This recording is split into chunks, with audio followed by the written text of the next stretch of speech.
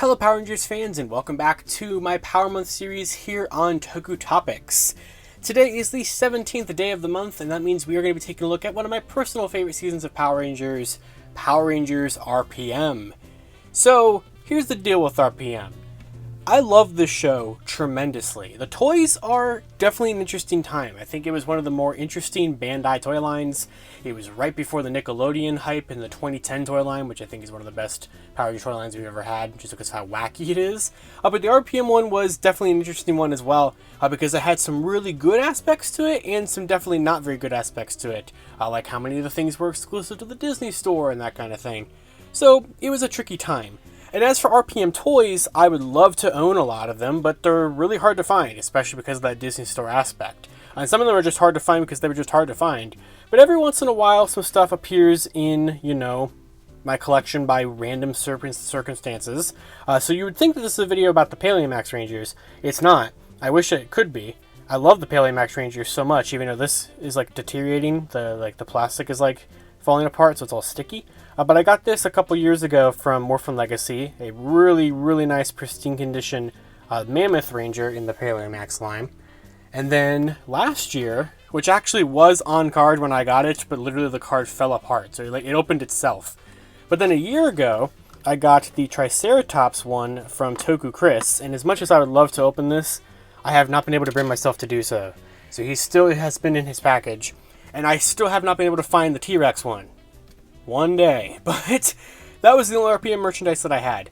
Until a couple months ago, when I bought some figures from Blade Raider on Twitter, and he threw in, just for the fun of it, and I had no idea they were going to be there, just these little RPM figurines. So we had one of Ziggy, and let's see, are they going to stand on their own? Nope. Oh, not at all. And then we had one of Scott, which we'll just put back here, and then we had one of Dylan. So these are kind of fun. I think I know what set these came from, and then these are some of the villains, which I don't remember the names right off the top of my head, so just these translucent villains back there. And that was the extent of my RPM collection until I went on Macari. So let me zoom out so you can see this box here. Oh, that still didn't do anything. So I found a really good deal, a really cool lot of some random RPM stuff. Which I figured, yeah, keeping in the theme of how RPM just kind of had some random stuff and how it just kind of randomly pops up into my collection every once in a while, let's get some more random stuff for it. So, very excited about some of the stuff that's in here, but I'm going to move this box out of the way, and we'll slowly start to explore what goodies we got in this lot.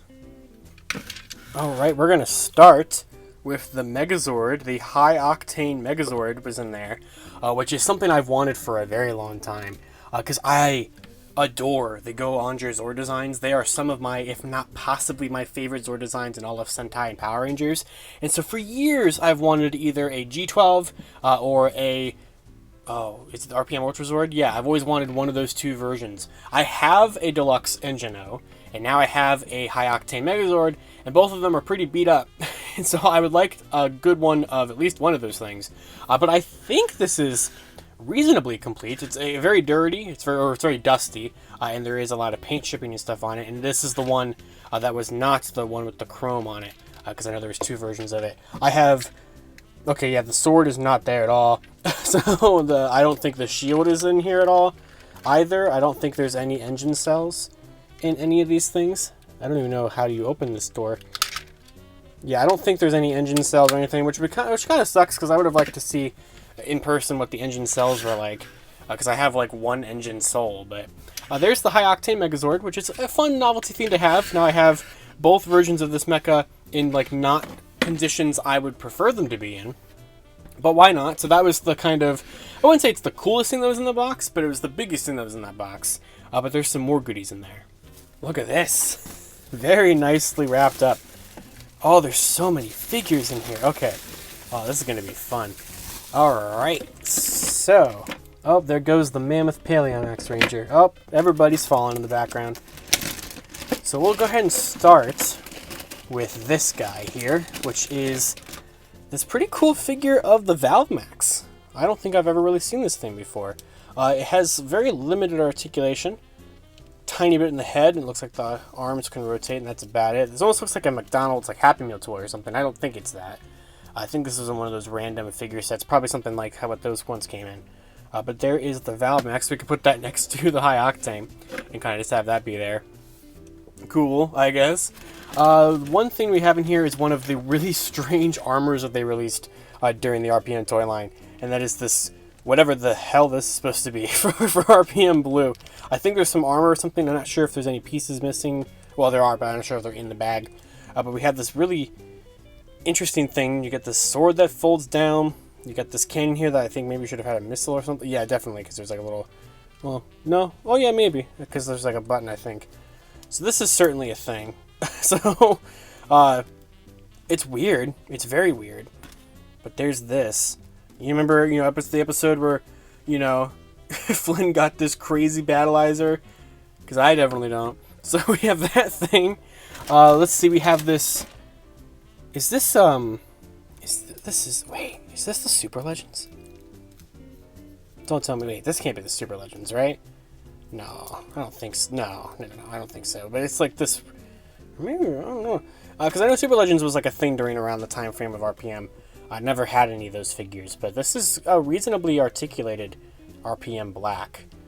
So actually, this might be the Super Legend, but because it's pretty good. It's actually really good articulation, except for the waist. Like, everything in the torso kind of sucks. But everything else is pretty solid, actually. I like how that turned out quite a bit. Who else do we have in here? And what else do we have in here? We have this crazy armor for RPM Red. So you have, like, this kind of cool looking chest plate. And then you just take this armor, I guess, and put it on there somehow. It doesn't really want to clip in or go on or anything like that. Go on. So there is this thing. This is like a Bandai bike figure. But it actually has reasonable-ish articulation. I thought those would be knees for a second, but they're not. They're just some weird swivel. So we have whatever version of RPM Red that's supposed to be. Let's see here. We have, I believe, that is excellently painted. So this, I think, is the same figure line as those. For Flynn, but as you can see, he's very loose. The 2 is completely scratched off the chest, essentially, but that gun, the Nitro Blaster, is beautifully done. Probably like on par with like the Lightning Collection one that Summer has in Wave 15. Speaking of, here is Summer, which this is pretty good condition. There's some scuff marks, some chip paint on the visor there, but the RPM figures I think are very nice. Very, very nice. I do wish that I know that she doesn't have her zip charger. I wish that she did, because the Lightning Collection one does not, and I know that that is somewhat compatible, or at least it scales decently well, so I would have liked to be able to, have that to give to the Lightning Collection one whenever I get that. Let's see, Ziggy is here as well, so I do have Ziggy from this figure line as 2, which is also just pretty much the same as everybody else, where it's kind of just beat up a little bit paint-wise, but it's probably one of the better faring ones. It looks like we do have RPM Black from this toy line as well, from this figure line. I think they're actually the second one in there. Yeah, so we have 2 RPM Blacks. So a lot of RPM Black in here. We'll put him back there. Let's see. Oh my gosh. Are these the exact same figures? Oh, whoa. Scott took a beating there. He's missing his entire elbow. But yeah, I think these are the same. Oh, he's missing his axe. Oh no. You good, Dylan? I think you might be okay. So I have more of those, I guess. Let's see.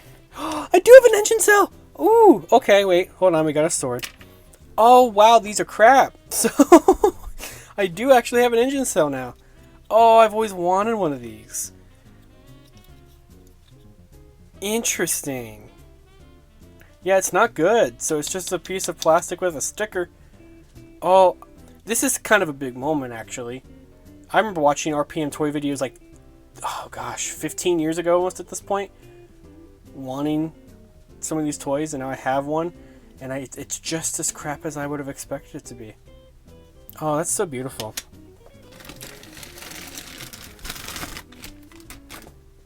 I don't know what happened to you, Scott, but you've seen better days. So we do have the entire team. Oh, he's so disappointed in himself. He looks so dejected. But yeah, so let me kind of pan this over a little bit. So once again, we've got quite a interesting haul here.